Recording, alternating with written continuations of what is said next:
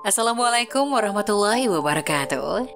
Halo pemirsa cerita inspiratif dimanapun Anda berada. Salam sejahtera untuk kita semuanya. Semoga kita semua dalam keadaan sehat dan tetap dalam lindungannya. Kembali lagi dengan kami di channel Cerita Inspiratif, di mana kita akan berbagi kisah-kisah inspiratif penuh makna untuk Anda simak.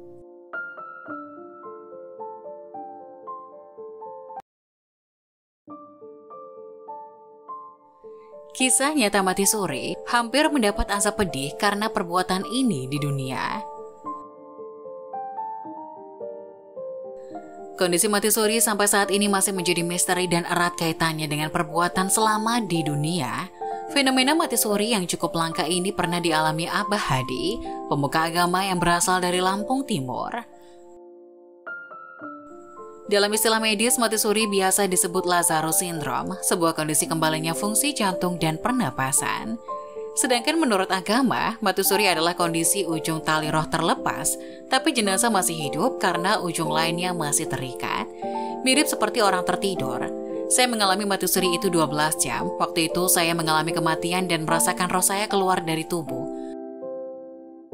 Ucap Abah Hadi, seperti dilansir mapaibandung.com dari kanal YouTube Aida Afifa pada Jumat 4 Maret 2022. Abah Hadi, seorang penceramah di daerahnya, merasakan saat Mati Suri yang mengerikan dan tak pernah dilupakannya. Narasumber dapat merasakan dirinya tengah dimandikan, dikafani, disolatkan, dimasukkan ke dalam keranda, digotong sampai pemakaman hingga kemudian dikubur. Peristiwa tersebut sangat nyata betul. Setelah jasad dikubur, saya mengalami kejadian yang sangat-sangat menegangkan dan menakutkan, tutur Abah Hadi. Menurut pengakuannya, saat di alam kubur, ia mengalami berbagai kejadian menakutkan yang tak pernah ia bayangkan sebelumnya. Saat saya menunggu malaikat mungkar nakir, itulah rasa yang sangat luar biasa. Cemas, takut, dan segala macam saya rasakan, ucap Abah Hadi. Saya menunggu kehadiran malaikat mungkar nakir dengan hati gemetar luar biasa, sambungnya. Cukup lama ia menunggu kehadiran malaikat tersebut, tapi tidak kunjung datang. Dalam keadaan seperti itu, Abah Hadi melihat sebuah kuali atau cawan yang sangat besar, berisi air mendidih di atas kepalanya. Kuali tersebut berisi air yang sangat panas dan mampu melelehkan apapun yang dilewatinya. Ibarat kalau air itu menetes di besi, langsung meleleh karena saking panasnya air yang mendidih itu, ucapnya. Menurut Abah Hadi, saat itu tidak ada siapapun di sekitarnya, hanya ada dirinya seorang diri dengan kuali tepat di atas kepalanya. Karena ada kuali di atas kepalanya, dengan sendirinya kepala saya bergerak melihat ke atas, kemudian mulut terbuka menganga lebar, tuturnya. Seperti orang kehausan dan tahu-tahu kuali itu miring seperti ingin mengalirkan air, sambungnya. Ketakutan semakin menjadi karena kuali tersebut semakin miring ke arah mulutnya. Abah Hadi kemudian memekik menjerit dan meminta pertolongan kepada Allah.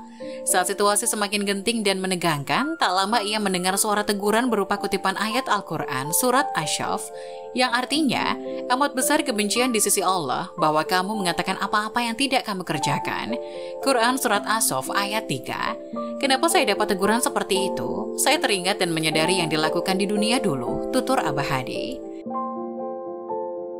Selama ini saya senang ceramah dan khutbah mengajak kebaikan. Ternyata ceramah yang saya lakukan selama ini belum pas dengan perbuatan saya, sambungnya.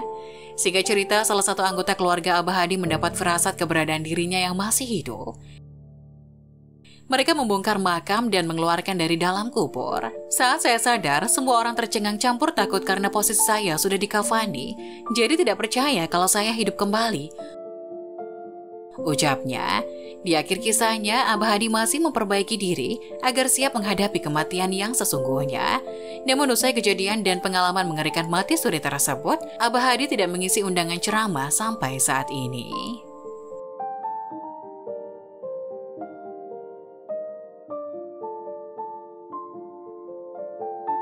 Nah, bagaimana menurut kalian?